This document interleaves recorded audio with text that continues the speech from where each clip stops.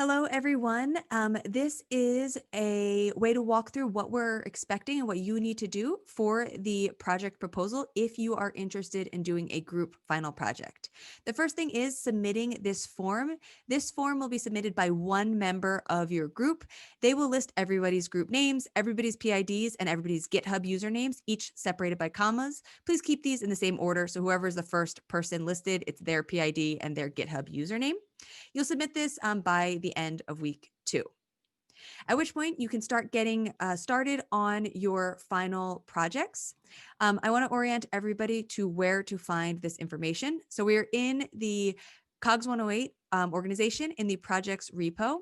Everything you'll need to know for the final project for the group is in option 1 group folder. You'll see there's team policies. Notice the markdown of the PDF. Those contain the same information, just 2 different file formats. Same for final project guidelines. When we're in the final project guidelines, I encourage you to read over the project overview. Note there are taboo topics, so just make sure that the project you propose is not a movie recommendation system or a YouTube video comments trending analysis. There are also a number of data sets that could not be your main data set, but for your project proposal, you do not need to find a data set, so we don't need to worry about those yet. Getting started, each section of the project proposal is spelled out here. You will want to spend a bunch of time focusing on your data science question. What is it you're going to answer and propose to answer in your final project in this class?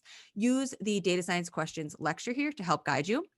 Once you formulate a question, you will need to do a bunch of background research, and you will need to summarize what has already been done. This should include references and citations to what has already been done, and it should be very clear which statements come from which references.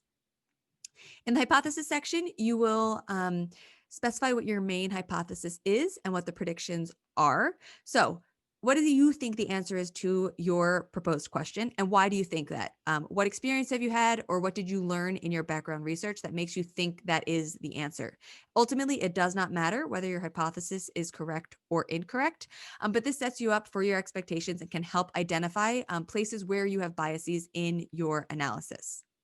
For the data section, you are not to go find a data set. Rather, you are to propose what the ideal data set would be.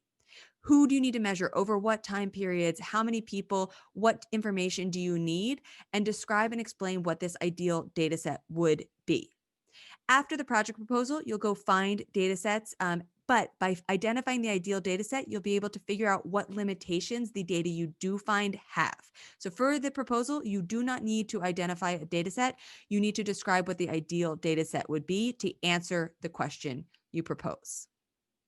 For the ethics and privacy section, think about the data set you propose, the research question you propose, the analysis you would do based on that. Are there any concerns at any stage there? What considerations do you have? How could this be used to harm anybody? Who could benefit? Who could be harmed? Who would make money? Consider all of this and explain the ethical considerations you have based on what we talked about in the first week of class, and using the ethics checklist if you are unsure where to start. You'll then have team expectations. Read over the team policies provided in the folder on the project's repo. Then specify what the team expectations are for your group. These should be agreed on by you all. I don't necessarily care what they are, but I care that you all agree to them. For the timeline proposal, you'll notice in the template that I'll go to right now, those dates don't make sense for this quarter. So you are to update those dates, decide how many meetings you want, when they should be, and all agree to that plan. For the proposal style guidelines, this should be at the level of explanation to a fellow student.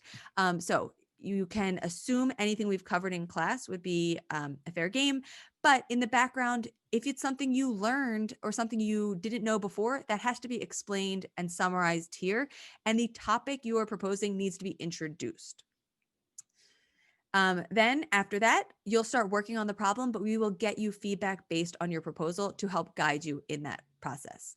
Hope this helps explain what we're looking for. Be sure that one person in your group submits this form by the end of the week.